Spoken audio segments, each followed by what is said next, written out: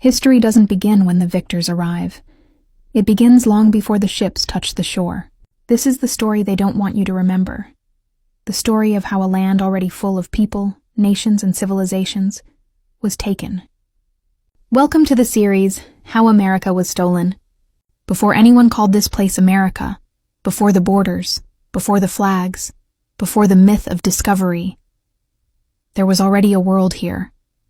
A world alive with language, culture, and movement. A world shaped by millions of people who had lived on this land for thousands of years. Today, before we talk about conquest, massacres, betrayal, and stolen land, we begin with the truth of who was here first. Imagine the year 1491, the year before everything changed. The Americas were not empty. They were not waiting. They were not silent. They were alive, filled with an estimated 50 to 100 million people. Nations stretched from the Arctic ice to the Amazon forests, from the desert southwest to the Atlantic coast. Great cities rose from the earth. Cahokia, near today's St. Louis, held tens of thousands of people, built around massive earthen pyramids that still stand. Tenochtitlan, capital of the Aztec Empire, was bigger and cleaner than London at the time, with floating gardens, canals, markets, and engineering that shocked every European who ever saw it. Down in the Andes, the Inca Empire connected mountains, valleys, and jungles with more than 25,000 miles of road, all without horses, wheels, or iron. This wasn't wilderness, it was civilization. Across the plains, the rivers, and the forests, nations traded with each other through networks older than most European kingdoms. Copper from the north traveled thousands of miles south. Shells from the Gulf Coast made their way into the Great Lakes. Medicines, foods, tools, ideas, everything moved. These societies were connected, intelligent, and organized. And they were scientists long before Europeans called themselves explorers.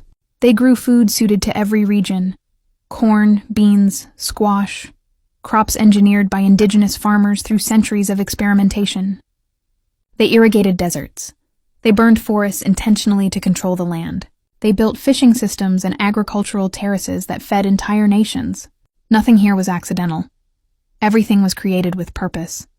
But the biggest difference between the world that existed here and the world that was coming wasn't in technology. It was in worldview. To the indigenous nations, the land was not something to own. It wasn't a piece of property. It wasn't a resource to exploit.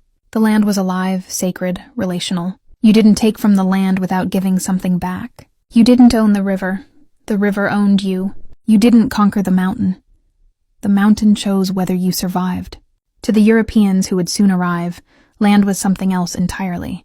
It was a prize, a possession, a trophy, something to claim, fence, divide, and use for profit. That difference, that clash of two realities, would shape every tragedy that followed. And across the ocean, Europe was falling apart. Famine, war, disease, economic collapse. Old trade routes were blocked, and kingdoms were desperate for wealth, gold, land, spices, power. So when sailors whispered about a place across the water rich with resources and people who lacked European weapons, the crowns of Europe listened. Not because they wanted exploration, but because they wanted control. So while native families were hunting, farming, trading, building, laughing, praying, raising children, living lives as real and human as any in Europe, they had no idea that ships were already being prepared. Ships carrying men who believed the land did not belong to the people living on it. Men who believed their god, their king, and their weapons gave them the right to take whatever they saw. 1491 was the last year this hemisphere would know peace on its own terms. Whole nations were thriving. Millions were alive. Traditions thousands of years old were still being passed from parent to child. No one knew the storm that was coming. This is the beginning of the story. Not of discovery, but of invasion. Not of progress, but of destruction. Not of explorers, but of conquerors. And in the next episode, the ships finally reach the shore, and the violence begins.